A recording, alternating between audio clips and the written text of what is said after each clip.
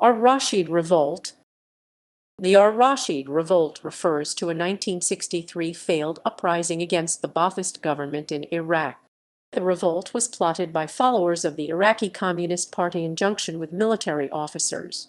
The revolt failed to spread outside Baghdad and was crushed by the Baathist forces.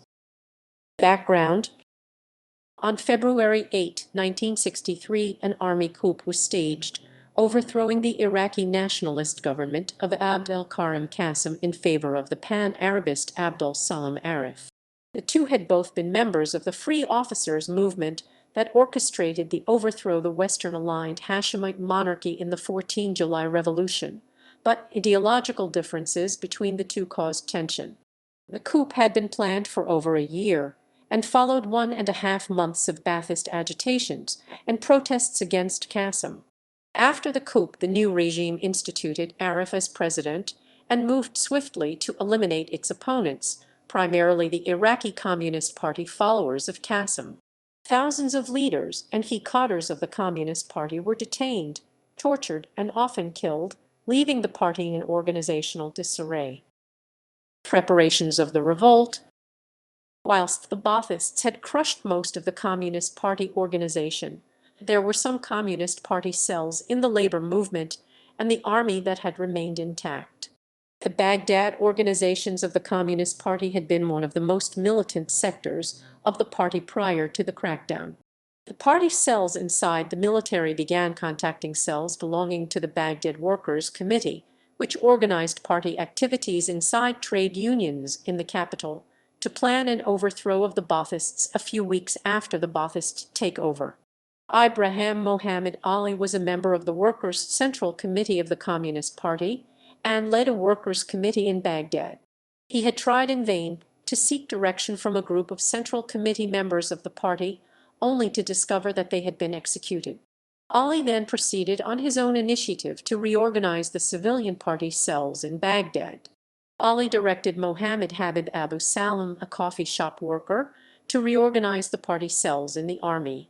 Habib was able to establish communications with Corporal Hassan Sari. Sari was in charge of one of the Communist Party cells inside the army. Ali was captured by the intelligence services after Communist Party members turned government informers. He was tortured to death. Habib then had to take over Ali's leadership of the civilian cells as well as continuing the work with the army cells. Habib and Sari formed a revolutionary committee, preparing for a revolt.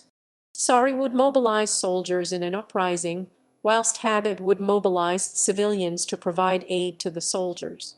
Two other Communist Party corporals and a tailor named Hafiz Latfa took part in the planning. The plotters presented their plan to the few remaining Central Committee members of the Communist Party. The Central Committee members rejected the plan and labeled it as a violation of party discipline. Habib ignored their directions and did not inform Sari of the ruling by the party leadership. On the contrary, evidence suggested that Habib had conveyed to Sari that they had the full backing of the entire Communist Party. Together, Habib and Sari continued the preparations. The revolt. On July 3, 1963, the revolt was staged. Rebel soldiers, as well as the Baghdad and Middle Euphrates sections of the Communist Party, together amassing 2,000 fighters, took control over the Ar-Rashid army camp in Baghdad.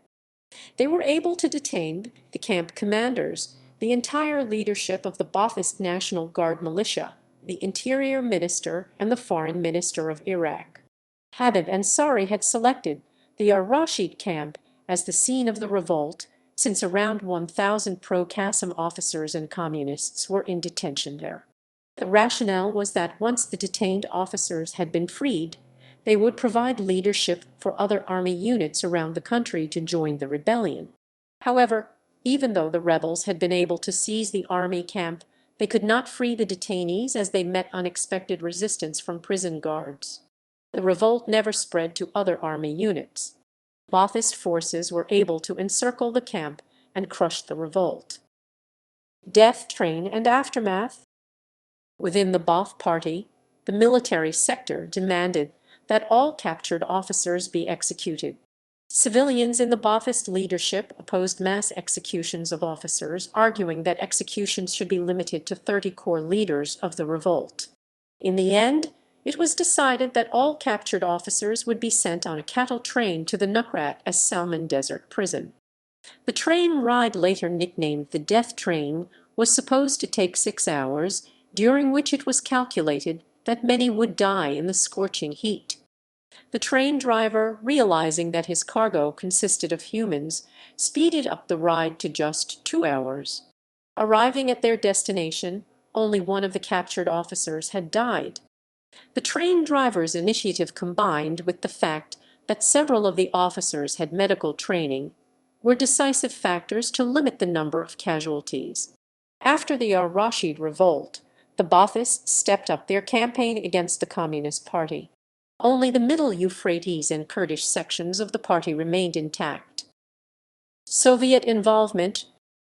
The revolt caused a rift in Iraqi-Soviet relations, with the Iraqi government claiming that it had evidence that Soviet instructors had helped plan the revolt, and Radio Baghdad accusing the Soviet Union of a plot against our national independence. There had been issues between Iraq and the Soviet Union before the revolt, with the Soviet Union suspending military shipments to Iraq and indicating support for Iraqi Kurdish rebels. Iraqi television had then retaliated by attacking the Soviet Union, particularly the Soviet policy in Hungary. The classified Central Intelligence Agency CIA files state there is strong evidence to suggest Soviet bloc involvement in the 3 July uprising at Camp Ar-Rashid, including confessions from members of a Soviet bloc intelligence net in Baghdad. The CIA also believed the USSR will work both through propaganda media and covertly to bring about the overthrow of the Ba'ath in Iraq.